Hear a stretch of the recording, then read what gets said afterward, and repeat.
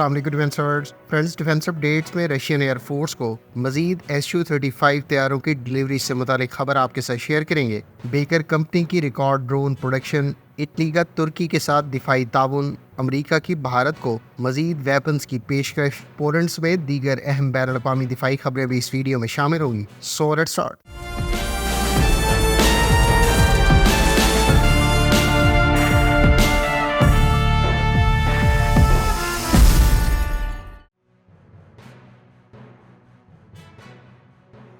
Friends, Italian company ٹاک aviation technologies نے ترک ایروسپیس انڈسٹریز کے ساتھ اسٹریٹجک کوآپریشن ایگریمنٹ سائن کیا ہے۔ دونوں کمپنیز کے درمیان یہ اسٹریٹجک ایگریمنٹ پیرس ایئر شو کے دوران سائن کیا گیا۔ اس ایگریمنٹ کے تحت دونوں کمپنیاں مل کر ہورجیٹ کے لینڈنگ گیئر بلاک 0 اور بلاک 1 کی ڈیولپمنٹ اور پروڈکشن پر کام کریں گی۔ خیال رہے کہ ٹرکش ایروسپیس انڈسٹریز اور لیونارڈو کے درمیان اس سے پہلے P-72 میری ٹائم پیٹرول ایئر کرافٹ سے متعلق بھی کوآپریشن رہا ہے، جن کے چند طیارے پہلے ہی ٹرکش ایروسپیس انڈسٹریز کی جانب سے maritime patrolling aircraft role میں کنورٹ کرنے کے بعد ٹرکش نیوی کے حوالے کر دیے گئے ہیں۔ ادھر ٹرکش ایروسپیس انڈسٹریز کے تیار کردہ Hurjet trainer plus light attack aircraft نے اپنی فرسٹ فلائٹ 25 اپریل 2023 کو کنڈکٹ کی ہے، جبکہ اس وقت سے لے کر اب تک اس پر 10 مختلف نوعیت کی فلائٹس کنڈکٹ کی جا چکی ہیں۔ خیال رہے کہ ترکی نے اس پروجیکٹ پر کام کا آغاز 2017 میں شروع کیا تھا۔ ٹرکش ایروسپیس انڈسٹریز نہ صرف اس ٹرینر بلکہ لائٹ کامبیٹ ایئر کرافٹ کو ایکسپورٹ مارکیٹ کو ٹارگٹ کرنے کا منصوبہ رکھتی ہے، بلکہ اس طیارے کو آنے والے عرصے میں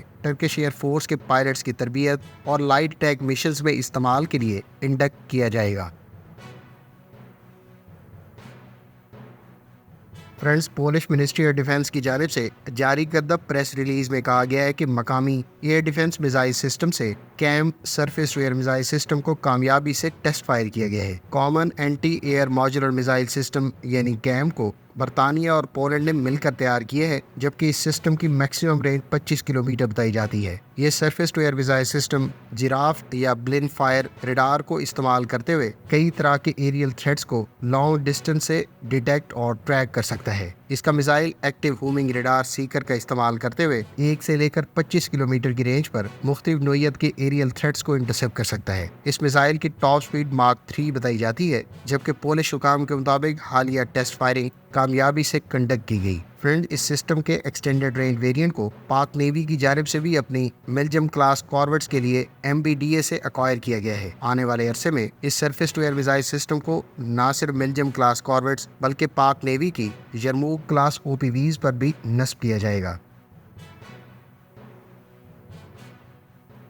رشین ایئر فورس کو مزید SU-35S طیاروں کے نئے فلیٹ کی ڈلیوریز مکمل کر دی گئی ہیں۔ رشین منسٹری آف ڈیفنس کی جانب سے جاری کردہ معلومات کے مطابق رشین ایئر فورس کی حالیہ اور فیوچر ریکوائرمنٹس کے پیش نظر نئے بیچ کو اب سے چند روز پہلے ہی ڈلیور کیا گیا ہے۔ رشین ایئر فورس اس سے پہلے SU-35S طیاروں کو یوکرین جنگ میں بھی استعمال کر چکی ہے، جبکہ رشین منسٹری آف ڈیفنس کی جانب سے 2 جون کو جاری کردہ کامبیٹ فوٹیجز میں اس طیارے کو کامیابی سے اہداف کو نشانہ بناتے ہوئے دکھایا گیا تھا۔ ادھر مختلف میڈیا رپورٹس کے مطابق رشیا عنقریب SU-35 fighter aircraft Iran کو بھی ڈلیور کرے گا، جو اس سے پہلے مصر کے لیے پروڈیوس کیے گئے تھے۔ تاہم مصر نے امریکی پریشر کی وجہ سے ان طیاروں کو رشیا سے ایکوائر کرنے کا فیصلہ ترک کر دیا تھا، جس پر اب یہ ایئر کرافٹ ممکنہ طور پر ایران کو آنے والے عرصے میں ڈلیور کر دیے جائیں گے۔ اس سے پہلے میڈیا میں ایرانین پائلٹس کی SU-35 سے متعلق تربیت کی خبریں بھی سننے کو مل چکی ہیں۔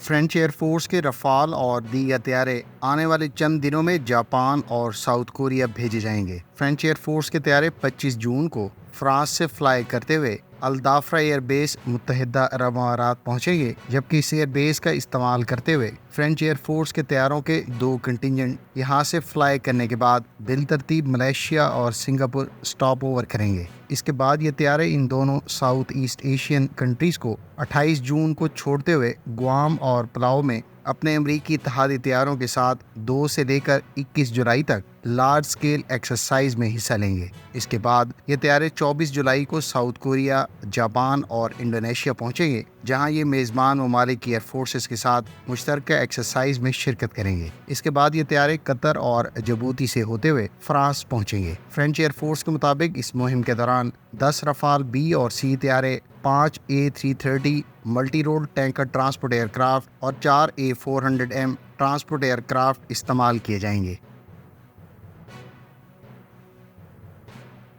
انڈین میڈیا سورسز کے مطابق امریکہ نے بھارت کو اسٹرائکر فیملی کی کامبیٹ وہیکلز کے علاوہ ہوائٹزز اپ گریڈز آفر کی ہیں۔ بھارت کی جانب سے امریکہ سے پہلے ہی 31 MQ-9 ریپر ڈرونز ایکوائر کرنے کی منظوری بھی دے دی گئی ہے۔ بھارت 15 MQ-9B سی گارڈین اور 16 اسکائی گارڈین ڈرونز امریکہ سے ایکوائر کر رہا ہے۔ اب امریکہ نے بھارتی وزیر اعظم کے دورہ امریکہ کے دوران نہ صرف اسٹرائکر فیملی کی 8x8 armoured fighting vehicles offer کی ہیں، بلکہ اس کی آرمی کی سروس میں موجود M777 ہوائٹزز کی اپ گریڈز بھی بھارت کو آفر کی گئی ہیں۔ بھارت نے اب سے چند سال پہلے 145 M777 ہوائٹزز ایکوائر کی تھیں، جن میں سے 120 ٹوڈ ہوائٹزز کو BAE سسٹمز کے تعاون سے مہندرا ڈیفنس نے بھارت میں ہی مینوفیکچر کیا تھا۔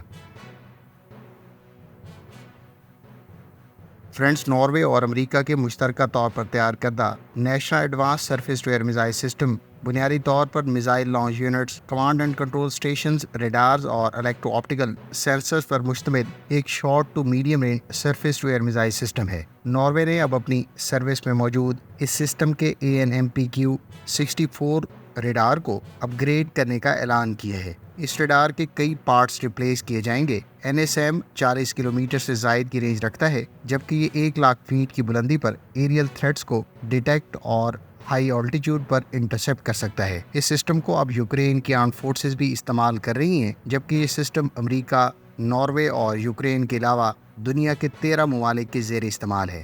خیال رہے کہ national advance surface to air missile system میں AMRAAM AIM-120 AIM-9 air to air missiles کے سرفیس لانچ ویریئنٹس کو استعمال کیا جا رہا ہے۔ فرینچ ترک کمپنی بیکر نے ترکی کے پہلے کامبیٹ ڈرون TB2 کے اب تک 500 سے زائد یونٹس کی پروڈکشن کا مائل سٹون اچیو کر لیا ہے۔ یہ ڈرون اب تک 6 لاکھ سے زائد فلائٹ آورز مکمل کر چکا ہے، جبکہ ترکی کی جانب سے یہ ڈرون اب تک 30 ممالک کو فروخت بھی کیا جا چکا ہے، جس میں سے زیادہ تر ممالک کو ڈیلیوریز پہلے ہی کر دی گئی ہیں۔ ترک میڈیا سورسز کے مطابق یہ ڈرون اب تک 4 نیٹو ممالک کو بھی فروخت کیا جا چکا ہے۔ فرینچ ترکی گزشتہ 10 سالوں میں ڈیفنس انڈسٹری اور خاص طور پر ڈرونز کی ڈیولپمنٹ میں صف اول کے ممالک میں شامل ہو گیا ہے۔ ان کامیابیوں کے ساتھ ہی ترکی کو اب ایکسپورٹ کے حوالے سے بھی ڈرونز مارکیٹ میں خاصی پذیرائی حاصل ہوئی ہے، اور یہی وجہ ہے کہ اس کے مختلف ڈرونز کو دھڑا دھڑ افریقن، ایشین اور اب مڈل ایسٹرن کنٹریز کی جانب سے بھی ایکوائر کیا جا رہا ہے۔ فرینڈز، یہ تھیں آج کی ڈیفنس اپڈیٹس۔ امید ہے اس ویڈیو سے آپ کی معلومات میں اضافہ ہوگا۔ ملتے ہیں نیکسٹ ویڈیو کے ساتھ، اپنی دعاؤں میں یاد رکھیے گا۔ اللہ حافظ۔ پاکستان زندہ باد۔